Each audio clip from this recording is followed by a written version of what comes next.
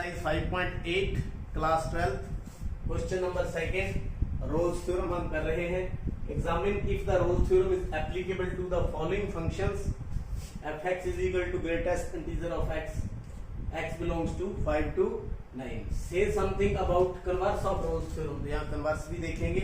तो पहले हमने देखना है रोल्स थ्योरम एप्लीकेबल है या नहीं। तो यहाँ हमारे पास f(x) है वो ग्रेटेस्ट इंटीजर ऑफ x है। तो x बिलोंग्स टू 5 to 9। ये कौन सा फंक्शन है? Greatest integer.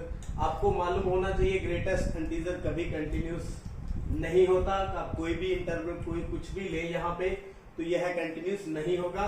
तो पहली कंडीशन सेटिस्फाई नहीं करता। f(x) is not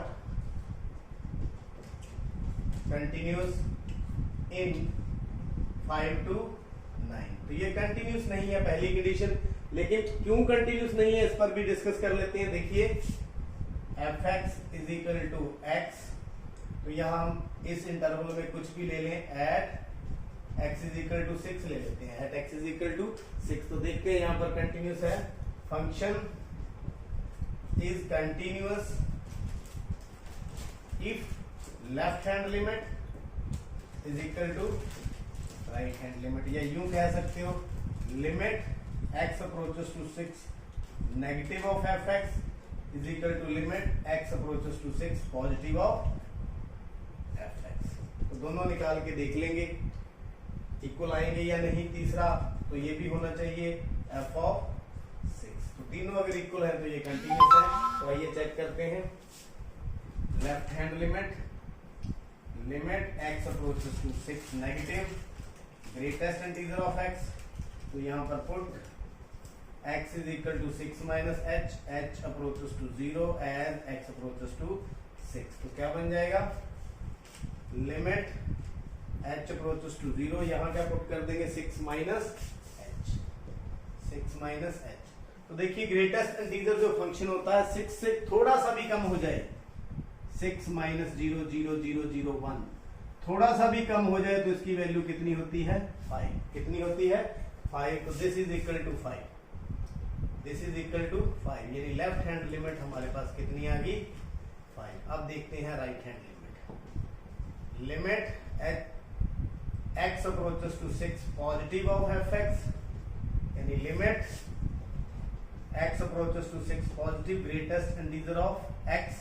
तो यहाँ पर पुट कर देंगे put x is equal to 6 plus h approaches to 0 as x approaches to 6। तो क्या बन जाएगा? Limit h approaches to 0 6 plus h यानी 6 plus something 6 plus 0 0 1 या कुछ भी हो तो तब वैल्यू कितनी होती है? 6। तो यहाँ पर इसकी वैल्यू हमारे पास कितनी आ जाएगी? 6। तो इसका मतलब क्या है? Left hand limit is not equal to right hand limit. So f(x) is not continuous. तो पहली कंडीशन सेटिस्फाइड नहीं करती। In the same way second condition क्या है? f(x) is not differentiable in 5 to 9। तो ये डिफरेंशिएबल भी नहीं है, कंटिन्यूस नहीं है तो डिफरेंशिएबल नहीं होगा। तीसरा f(a) means f(6) 6 is equal to 6। 5 है, सॉरी क्या है? 5। a की वैल्यू कितनी है? 5 तो कितना आ जाएगा? 5। f(b) is equal to f(9) is equal to 9 is equal to 9 यानी f(a) is not equal to f(b)। तो कोई भी कंडीशन जो रोल्स थ्योरम की सेटिस्फाई नहीं करती तो so Rolle's theorem is not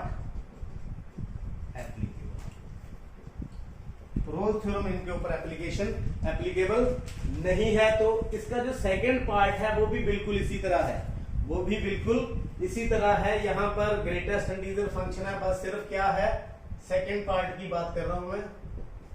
-2 से 2 -2 से 2, -2 से 2, तो ये ऐसे ही बिल्कुल सेम करना है, बिल्कुल बस सिर्फ इंटरवल का फर्क है।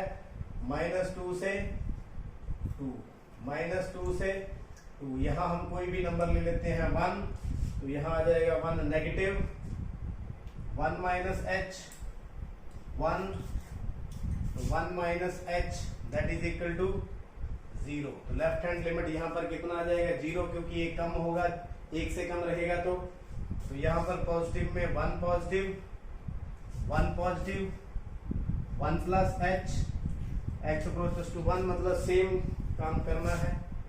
1 प्लस h, तो राइट हैंड लिमिट कितनी आ जाएगी 1। लेफ्ट हैंड और राइट हैंड दोनों इक्वल नहीं होगी। fx is not continuous, fx is not differentiable. इसमें -2 से 2, और f ऑफ a और f ऑफ b ये भी हम चेक कर लेते हैं। f ऑफ a मतलब -2 is equal to -2 greatest integer, answer कितना आ गया -2, इधर 2 इज इक्वल टू 2, तो f of a not equal to f of b, तो Rolle's theorem is not applicable. तो देखिए अब बात करते हैं about the converse of Rolle's theorem. तो रोल्स थ्योरम का कन्वर्स इसके ऊपर एप्लीकेबल होता है या नहीं होता। तो देखिए कन्वर्स का मतलब क्या है, हमें ये गिवन है f dash c is equal to 0, यहां से शुरू करेंगे, वापिस चलते चले। अगर मान लीजिए देखिए ये यहां पर डिफरेंशिएबल दिखा रखा है, लेकिन ये डिफरेंशिएबल दिखा रखा है परंतु ये फंक्शन ग्रेटेस्ट इंटीजर है, ये ना तो डिफरेंशिएबल है ना ही यह कंटिन्यूस है। तो इस केस में कन्वर्स भी इसका ट्रू नहीं है या नॉट पॉसिबल है। तो उम्मीद है ये आपने क्वेश्चन नंबर 3 है, उसी का पार्ट है, चेक करना है रोल्स थ्योरम इसके ऊपर एप्लीकेबल है या नहीं। तो पहला क्वेश्चन, जो पहला स्टेप है इसका, क्या यह कंटिन्यूस है। Since fx is polynomial function, so number 1 fx is continuous in 1 to 2। तो देखिए पॉलिनोमियल फंक्शन हमेशा क्या होता है, कंटिन्यूस होता है और डेरिवेबल भी होता है। fx is differentiable in 1 to 2। Third step, f of a कितना है, f of a मतलब f of 1, ये a की वैल्यू कितनी है 1, तो 1 का square minus 1 is equal to 0।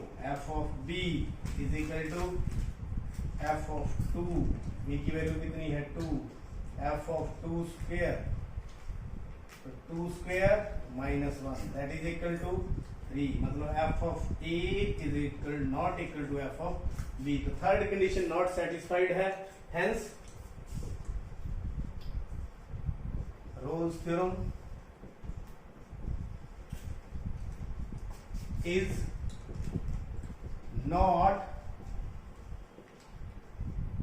Applicable. तो रोल्स थ्योरम इसके ऊपर एप्लीकेबल नहीं है क्योंकि थर्ड कंडीशन इसकी सेटिस्फाइड, ये इक्वल होने चाहिए, यह इक्वल नहीं है। तो कन्वर्स पर चले, तो कन्वर्स fx हमारे पास कितना है, x square minus 1, f dash x कितना बन जाएगा 2x, कितना बन जाएगा 2x। तो 2x इस केस में जो f डैश x है इस 1 और 2 में देखिए ये कभी भी 0 नहीं होगा। क्या होगा, कभी भी 0 नहीं होगा। तो f dash c is not equal to 0, तो यह 0 नहीं होगा। तो इसका मतलब क्या है, कन्वर्स इज नॉट ट्रू। तो इसका कन्वर्स क्या है, ट्रू नहीं रहेगा। उम्मीद है ये तीनों जो इसके पार्ट हैं आपको समझ। Third question, if function -5 to 5 belongs to R is differentiable function f dash x does not vanishes anywhere, then prove that f of -5 is not equal to f of 5। तो ये अलग तरह का क्वेश्चन है, रोज theorem को apply करते हुए हम ये प्रूव करेंगे। किस तरह से प्रूव करेंगे? देखिए फंक्शन हमारे पास जो -5 से 5 टू लेकर ऑल रियल नंबर है, तो देखिए यहाँ पर डिफरेंशिएबल फंक्शन दिया हुआ है, तो दिया हुआ है इट मींस क्या होगा, f(x) इज कंटिन्यूस, तो f(x) इज कंटिन्यूस -5 टू 5, तो डिफरेंशिएबल है तो कंटिन्यूस भी है, तो ये कंटिन्यूस है। Second, f(x) is differentiable in -5 to 5 open bracket में, तो ये फंक्शन डिफरेंशिएबल भी है, कंटिन्यूस ही है। तो थर्ड हम क्या कर लेते हैं, लेट सपोज कर लें f(a) is equal to f(b), मतलब f(-5) is equal to f(5), ये है देन रोल्स थ्योरम एप्लीकेबल।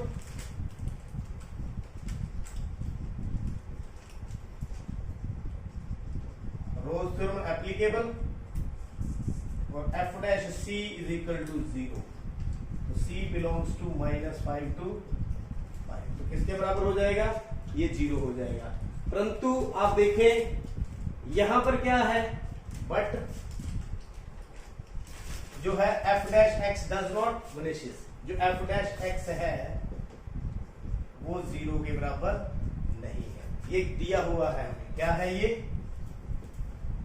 दिया हुआ है, क्या है दिया हुआ है, तो ये अब ये दिया हुआ है, इसका मतलब क्या है, अगर ये 0 नहीं है इसका मतलब क्या है, f' is not equal to f(b), या यूं कहें f(-5) is not equal to f(5).